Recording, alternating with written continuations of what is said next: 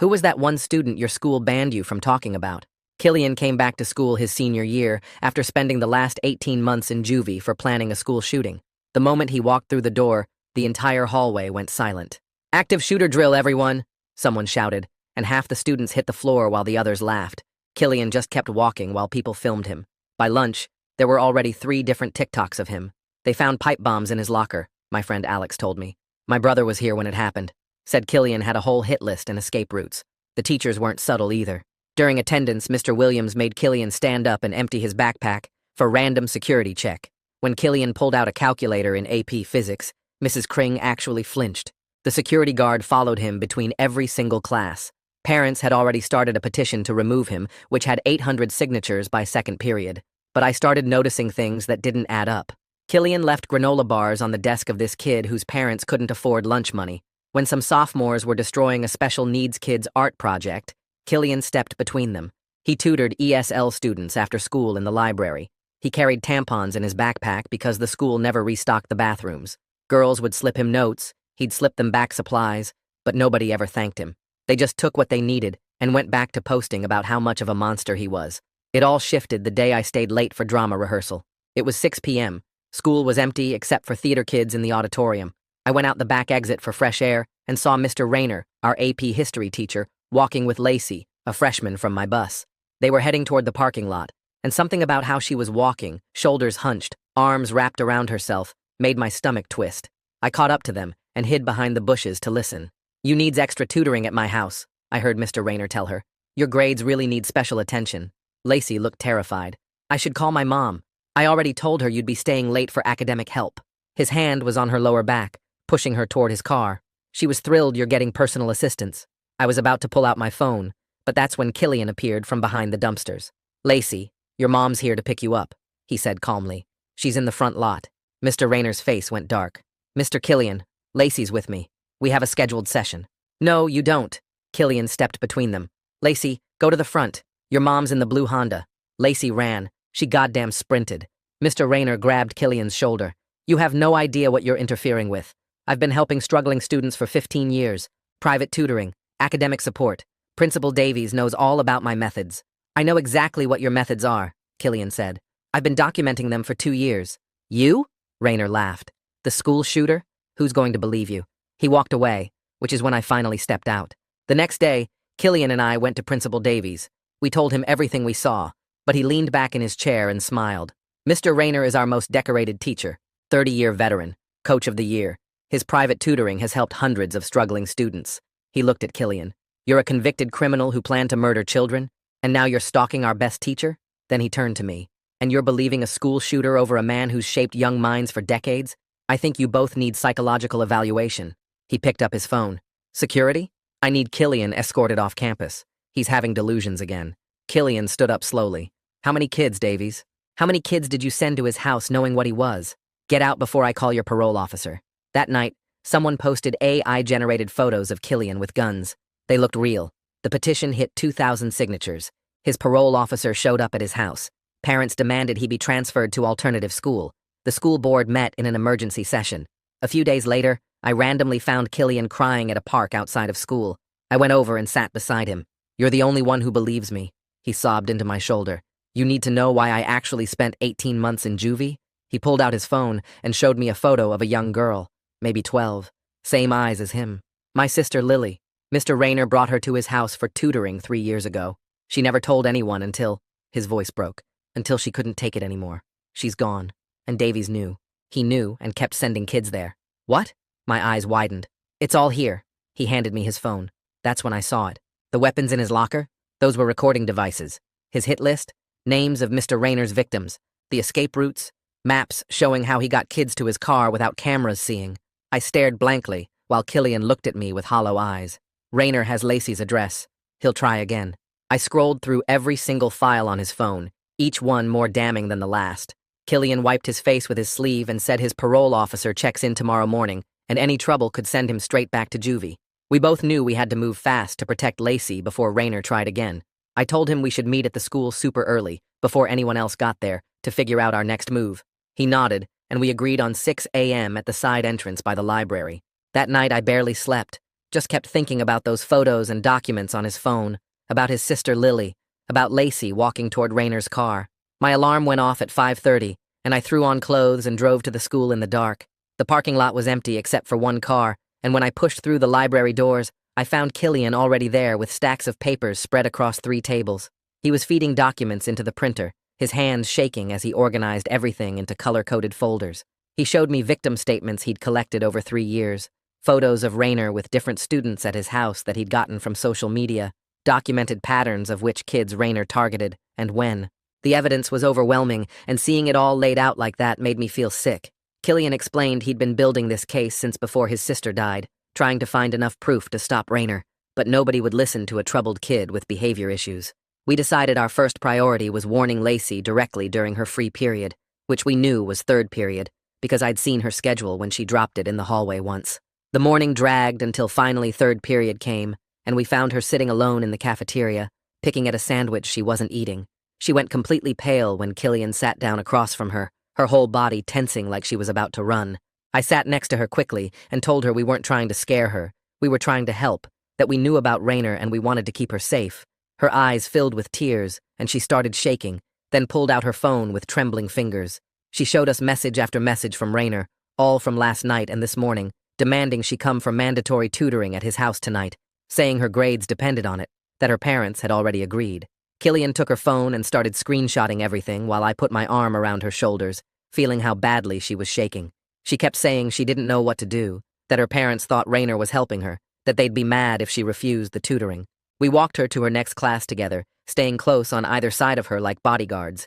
I slipped her a piece of paper with my phone number written on it and told her to text me immediately if Raynor came near her, if he tried to talk to her, if anything felt wrong. Killian hung back after she went into the classroom, positioning himself where he could see the door, but not be obvious about it. The security guard who always followed him noticed and started watching more closely, moving closer to where Killian stood. I could see the guard talking into his radio, probably reporting Killian's location like he always did. At lunch, I found Alex sitting with his usual group, all of them scrolling through their phones and laughing at something.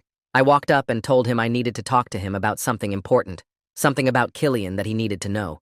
He looked up and laughed, said I was brainwashed by a psycho, that I'd lost my mind believing anything that future school shooter said.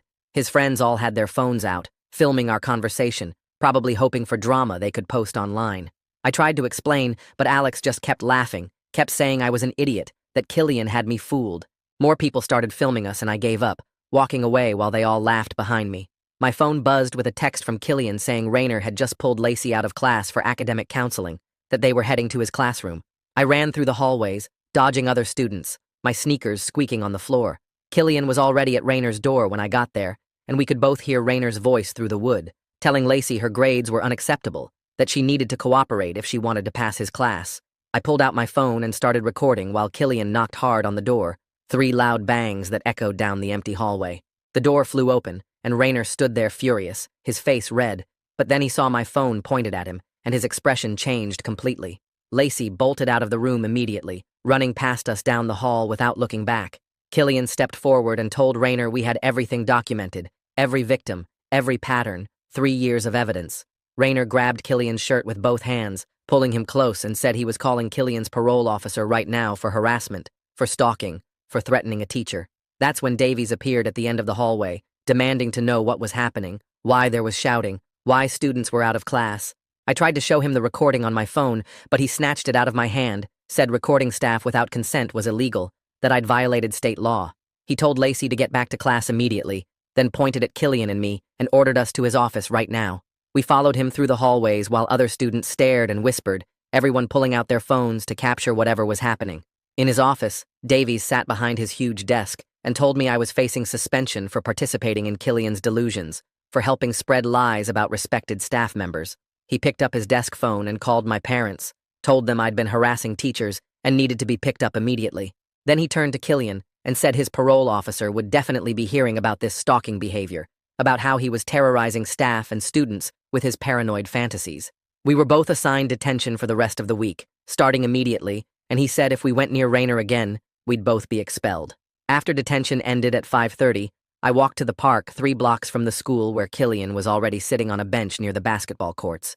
He had his phone out scrolling through files and looked up when I sat down next to him. We both knew Davies wasn't going to help, and the school system was protecting Rainer. Killian mentioned this kid Malik Chan from Computer Club who was really good with tech stuff and might be able to help us save all the evidence properly. Malik had helped recover deleted files for the yearbook committee last year when their hard drive crashed. We decided to find him tomorrow morning before first period started. I went home and spent the rest of the evening on my laptop searching for organizations that help students report abuse. Most of the websites were for colleges, but I finally found one for a local community center that had a section about helping high school students. Tamara Andrews was listed as the victim advocate, and her bio said she had 15 years of experience helping young people navigate reporting systems. Her email was right there on the contact page, so I typed out a message explaining we needed urgent help with a situation at our school. I didn't give too many details, but said it involved a teacher and the principal wasn't helping. I hit send before I could change my mind. The next morning, I got to the school early and found Malik in the computer lab working on some coding project. I showed him some of the screenshots on my phone, and his face went pale. He said he could definitely help and started explaining how he could verify timestamps and create backups that nobody could delete or alter. He pulled out a USB drive and started copying everything right there, his fingers flying across the keyboard. He set up some kind of cloud storage with encryption and said he'd work on organizing everything properly. Around noon, I got an email back from Tamara saying she could meet us after school at a coffee shop downtown. She suggested 4 o'clock and gave the address of a place near the library. I showed Killian the email during passing period, and we agreed to go together. During detention that afternoon, Davies walked through the room slowly, stopping at our desks. He made comments about how troublemakers never graduate and how colleges check disciplinary records very carefully. The other kids in detention kept whispering about Killian being dangerous, and I could feel people staring at us. One kid actually moved his desk further away from Killian, but then I remembered Lacey's scared face in that hallway and knew we were doing the right thing. After detention ended, Killian stopped at his locker and pulled out an old photo from behind his textbooks. It was a school picture of a young girl with the same dark hair and eyes as him. He told me this was Lily when she was 12, right before Rainer started tutoring her. His voice got quiet as he explained how she left a note describing everything that happened, but the police said it wasn't enough evidence without physical proof or witnesses. He said he failed to save her and couldn't let it happen to anyone else. We took the bus downtown and found the coffee shop where Tamara was already waiting at a corner table with a folder full of pamphlets. She was maybe 40, with short gray hair and kind eyes behind thick glasses. She listened to our whole story without interrupting, taking notes on a yellow legal pad. When we finished, she pulled out pamphlets about Title IX and explained it was a federal law that required schools to investigate reports of sexual harassment and assault. She said Davies couldn't just ignore it if we filed a formal complaint with the district. She offered to help us write everything up properly and submit it through the right channels. She gave us her business card and said to call her cell phone anytime. When I got home that night, my parents were waiting in the living room with serious faces. They said Davies had called them about my behavior, and they were worried about my college applications being affected. My mom said she didn't want me spending time with a kid who planned a school shooting. I tried to explain what was really happening, but my dad cut me off and said I wasn't allowed to see Killian outside of school anymore. They took my car keys and said they'd be driving me to and from the school for the next 2 weeks. The next day at lunch, I told my friends I had to go to the library to work on a project, but really snuck down to the computer lab where Malik was waiting. He had been working all night and discovered something huge. The AI photos of Killian with guns had metadata showing they were created on a school computer after hours using editing software. The login information traced back to a staff account that had access to the computer lab. He showed me the technical details on his screen, explaining how the timestamp proved the photos were made days after the incident with Lacey. He had already backed up all this information in 3 different places. After school, Tamara met us again and walked us through the whole Title IX process step by step. She explained that once we filed the complaint, the district had to investigate within 60 days, regardless of what Davies wanted. She helped us write out everything in clear language with dates and times and witness names. We spent 2 hours getting every detail documented properly. She made copies of everything and said she'd submit it to the district office herself tomorrow morning.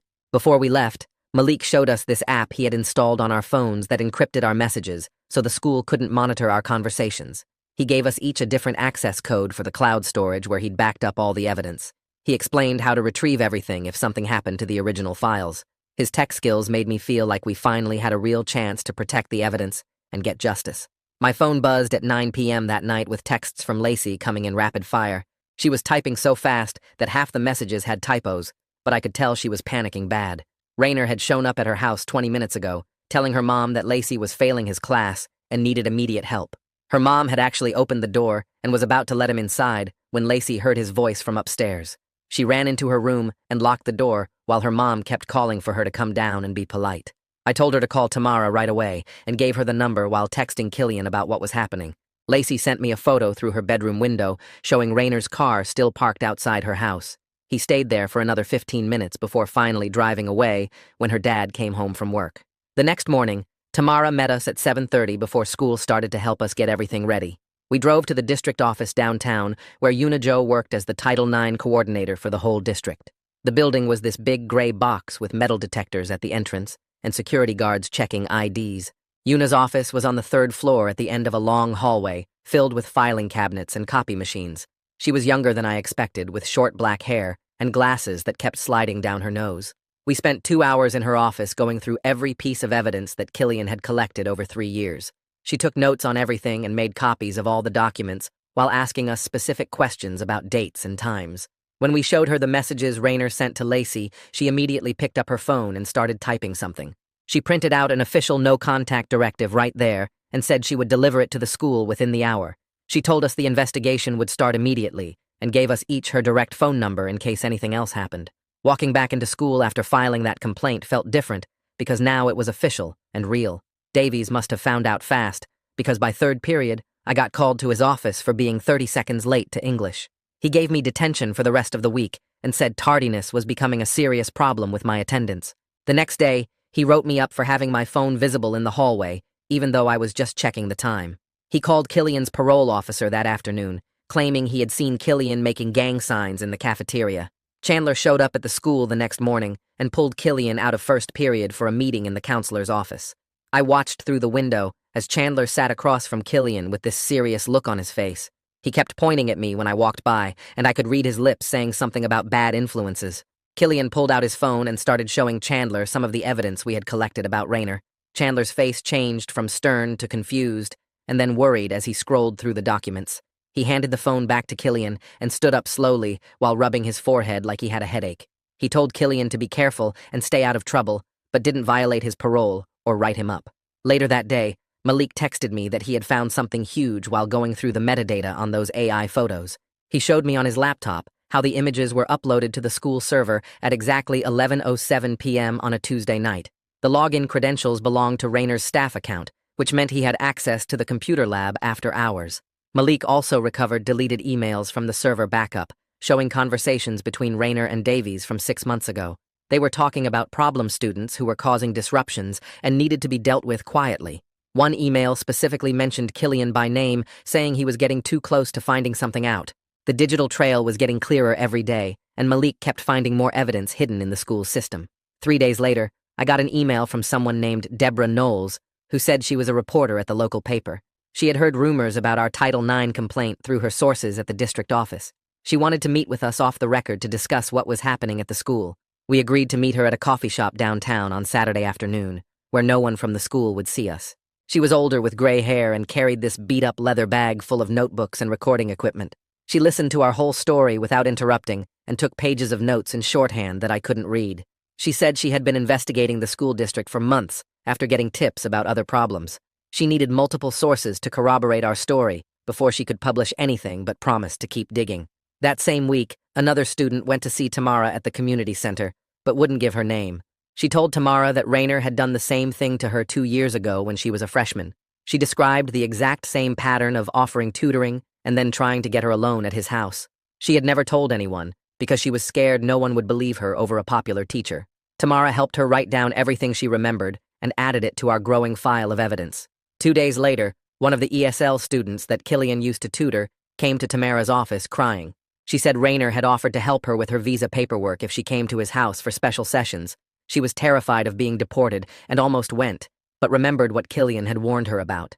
She decided to speak up after hearing that other girls were coming forward with similar stories. The victim count kept growing every day as more students found the courage to tell their stories. I tried talking to the school counselor about everything that was happening, but she just shook her head sadly. She said her hands were tied by union rules and district protocols that prevented her from getting involved. She looked like she wanted to help, but explained that she could lose her job and pension if she spoke out. The system was designed to protect itself, and everyone inside it knew the rules about staying quiet. That weekend, My parents saw me with Killian at the park near our house when I was supposed to be at the library. They were furious and demanded to know why I was still hanging out with him after they told me not to. They said I was throwing away my future for some kid who planned to shoot up the school. They took my car keys and said I was grounded for the next month with no phone or computer except for homework. The pressure at home was getting worse every day, and I felt trapped between doing what was right and keeping my parents happy. The next morning, I went to the school early to avoid another fight with my parents about Killian. I was heading to my locker when Rainer appeared beside me in the empty hallway. He smiled that fake teacher smile while blocking my path to class. He said he'd been thinking about my college applications and wanted to write me a really strong recommendation letter. His voice was calm, but his eyes were cold when he mentioned how important senior year grades were for getting into good schools. He stepped closer and said all I had to do was stop spreading lies about him and focus on my studies like a good student should. My stomach turned as he described how he could make my transcript shine or how one bad teacher review could ruin everything I'd worked for. I mumbled something about being late and pushed past him while my hands shook. 2 days later, Killian texted me during lunch saying I needed to come to the math hallway right away. I found him crouched behind a trophy case with his phone out, recording Rainer talking to this tiny freshman girl about coming to his house for extra help. The girl kept trying to leave, but Rainer had his hand on her shoulder, keeping her there, while he explained how much her grades would improve with his personal attention. Killian's phone picked up every word as Rainer used the exact same lines he'd used on Lacey about special tutoring and how her parents would be so proud. The freshman finally pulled away and ran to her next class while we saved the recording to 3 different cloud accounts. That afternoon, we had another meeting with Una about the investigation, but this time, a woman in a suit showed up saying she was from the teachers' union. She kept interrupting Una to talk about due process and how accusations needed proper documentation and how union members had rights that couldn't be violated. Davies sat there nodding along while the union rep explained how these procedures could take months to complete properly. Every time Una tried to move forward, the union woman would cite some rule or policy that meant more delays and more paperwork. Killian looked ready to explode, but stayed quiet while I took notes on everything they said. 3 days passed before we got a call from Lionel Bloom, saying he wanted to meet with us privately about our concerns. We met him at a coffee shop downtown where he listened to our whole story without interrupting once. He looked sick when we played him the recording of Rainer with the freshman, and even worse, when we showed him the evidence Killian had collected over 3 years. He promised to push for real action at the next board meeting and gave us his personal cell number in case anything else happened. The next week, Una finally scheduled formal interviews with everyone involved and sent out new rules saying Rainer couldn't be alone with any students while they investigated. She interviewed me for 2 hours, asking detailed questions about everything I'd seen and making me go through the timeline over and over. She interviewed Killian separately, and then Lacey with Tamara there for support. Rainer got to keep teaching, but at least couldn't pull kids out of class anymore for his special sessions. Meanwhile, Deborah was working on her investigation and filed a bunch of paperwork with the district, asking for all of Rainer's tutoring records and emails between him and Davies. The district lawyer tried to block it, saying it was private information, but Deborah knew the law better than they did. She kept pushing and filing appeals while building her story piece by piece. Malik spent hours in the computer lab going through old-school laptops that were supposed to be wiped clean. He found a bunch of deleted messages between Rainer and Davies where they talked about certain students using weird code words. One message said a student needed extra attention for behavioral issues, but the timestamp matched when Rainer had taken that same girl to his car. Another mentioned academic intervention right before a different girl reported being touched. Malik saved everything to encrypted drives and made copies for Una and the police. The school finally changed Lacey's schedule so she didn't have any classes near Rainer's room and assigned her a buddy to walk with between periods. It was embarrassing for her having someone follow her everywhere, but she told me she could finally breathe again without worrying about running into him. Other girls started asking for schedule changes too once they heard it was possible. That weekend, I couldn't take seeing all the lies about Killian online anymore and posted a long comment on the petition explaining what really happened. I wrote about how he was protecting students not planning to hurt them, and how the real danger was a teacher everyone trusted. Within an hour, my inbox was full of messages calling me crazy and saying I was defending a school shooter. People screenshot my comment and shared it everywhere saying I was a rape apologist and psycho lover. My Instagram got so many hate messages, I had to make it private. Kids at the school started whispering when I walked by, and someone wrote Psycho's girlfriend on my locker. My parents saw the posts and grounded me for another month, saying I was ruining my reputation for a criminal. Monday morning, Chandler showed up to check on Killian and review his parole requirements. But instead of threatening him like before, Chandler actually listened when Killian explained everything that was happening.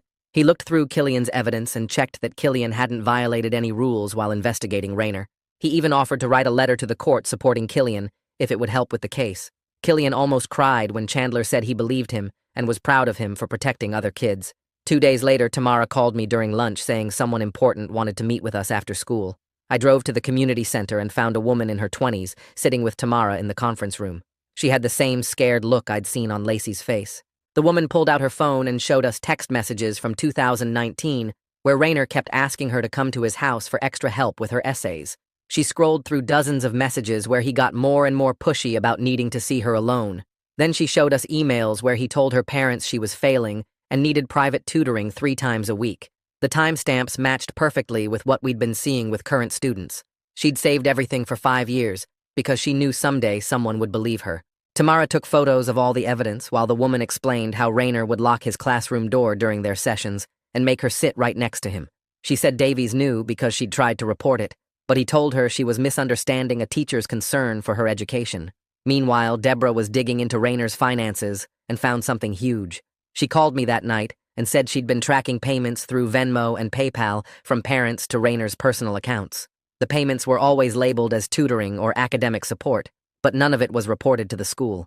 She'd found over $40,000 in the past 3 years that Rainer had taken without declaring it on taxes or telling the district. The amounts matched up with the times certain students had been pulled for his special help. Parents thought they were paying for real tutoring while their kids were being hurt. The next evening, Killian had to meet with a detective about the criminal case, and the interview ran way longer than expected. I was sitting in my car outside the police station watching the clock because his curfew was 9:30 and it was already 9:15. He finally ran out at 9:20 and jumped in my car. I drove like crazy through yellow lights and rolled through stop signs while Killian kept checking his phone for the time. We pulled up to his house at 9:28 and he sprinted to his door. His parole officer's car was already there doing a random check. Killian made it inside with 2 minutes left, and I sat in my car shaking from how close we'd come to ruining everything. The next morning, Una called an emergency meeting after Davies had been calling parents and telling them not to cooperate with the investigation. She brought in the district's head lawyer, who looked really mad. The lawyer told Davies that threatening witnesses was illegal and could make him personally responsible for damages. She said any more contact with families involved in the case would result in immediate suspension without pay. Davies tried to argue, but the lawyer cut him off and said the district wouldn't protect him if he kept interfering. That afternoon, my mom got home from work and found a certified letter from Davies saying I was harassing school staff and creating a hostile environment. The letter threatened legal action if I didn't stop immediately. My parents freaked out and started yelling about lawsuits and college applications. But Tamara showed up within an hour with printed copies of whistleblower protection laws. She explained to my parents that students reporting abuse are protected from retaliation, and Davies was breaking federal law by trying to silence me. She helped them write a response letter that basically told Davies to back off or face his own lawsuit. My mom finally understood this was bigger than just school drama. That Thursday, Deborah met with a custodian who'd been working at the school for 20 years. He was scared of losing his job but couldn't stay quiet anymore. He took Deborah to a storage room and pulled out a hard drive where he'd been saving security footage that was supposed to be deleted. The footage showed Rainer walking different girls to his car after school at least once a week for years. You could see him putting his hand on their backs and leading them to the parking lot.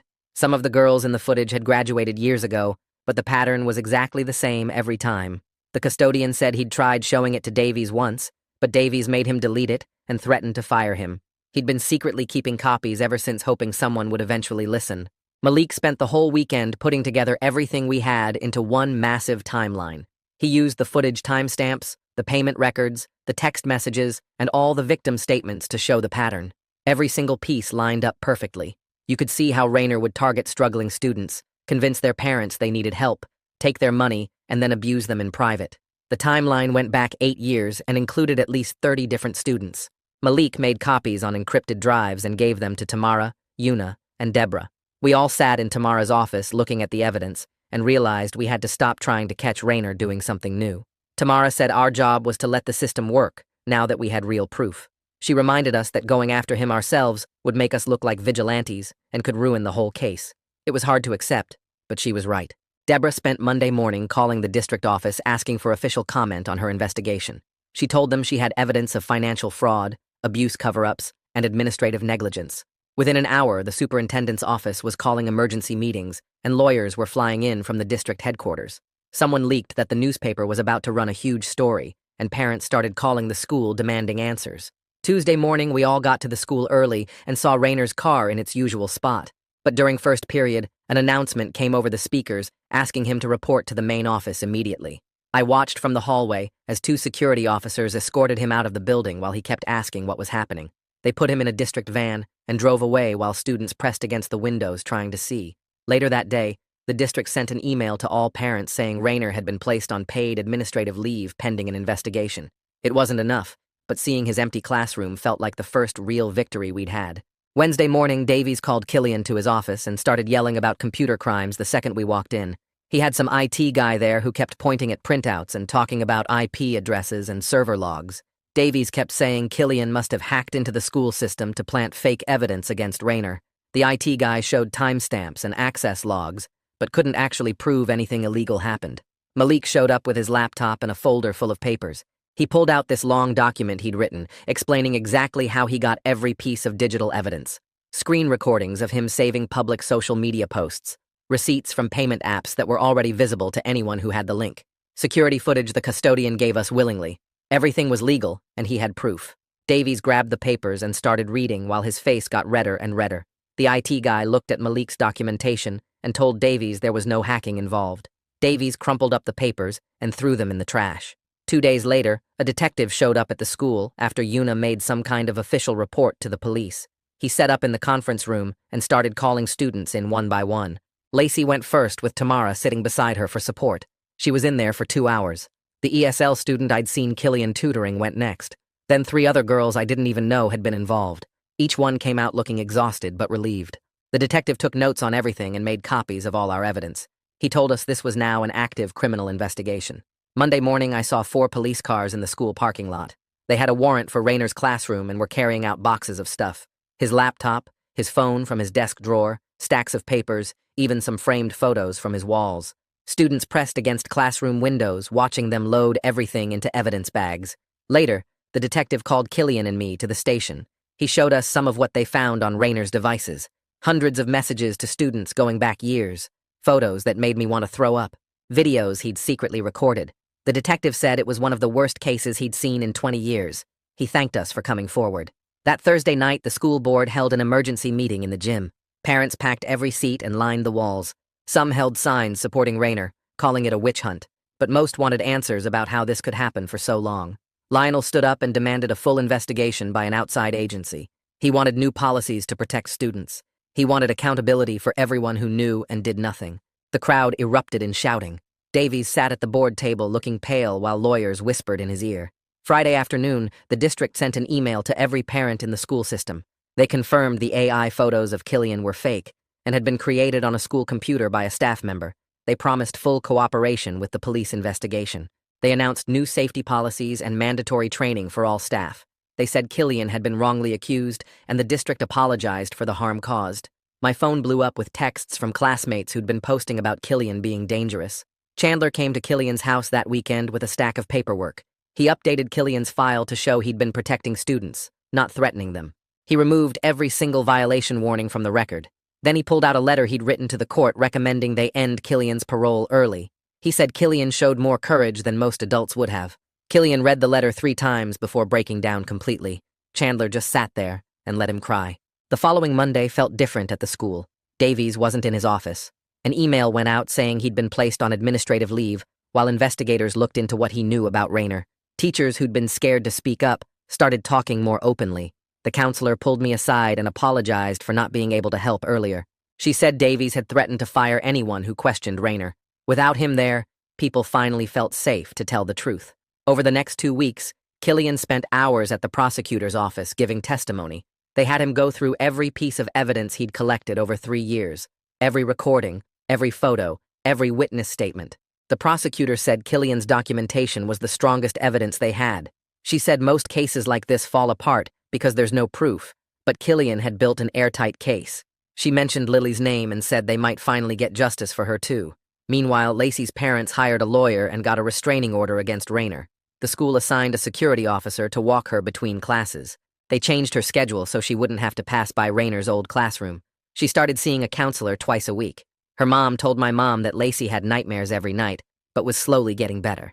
She said Lacey kept saying that speaking up had saved other girls from going through the same thing.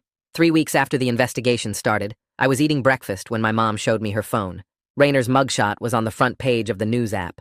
Multiple charges including sexual abuse of minors and witness intimidation. The article said he'd been arrested at his house at 6 in the morning. Comments were already pouring in with people taking sides. Some called him a monster while others said he was framed. But the survivors knew the truth, and that's what mattered. The district moved fast after that. Within a week, they brought in outside trainers to teach every single teacher and staff member about mandatory reporting laws. I sat in the back of the auditorium watching them explain how to recognize warning signs and where to report concerns without going through administration first. They set up anonymous tip boxes in every hallway and created a hotline that went straight to the district office. Teachers got assigned as safe contacts with their photos posted in every classroom. Mrs. Peterson from English volunteered to be one, and I saw her wipe tears when they explained what happened with Lily. My mom called me that night and said she was sorry for not believing me. She'd read Deborah's first article that morning and couldn't stop crying. Dad got on the phone too and said he was proud of me for standing up for what was right. We talked for 2 hours about everything that happened. Alex texted me the next day with just, "I was wrong about Killian," and nothing else. I texted back that it was okay, and he sent a thumbs-up emoji. The school board approved Killian for hybrid learning so he could finish senior year without dealing with the hallways full of people staring. He'd come in for labs and important tests, but could do most coursework from home. When I helped him move his stuff from his locker, he actually smiled for the first time in weeks. Deborah's 3-part investigation came out over the next month, and each article got worse than the last. She had testimony from 12 different victims going back 15 years. She showed how Davies had destroyed reports and threatened teachers who tried to speak up. The state education department launched their own investigation after her articles won some journalism award. They made new rules about background checks and supervision that every school in the state had to follow.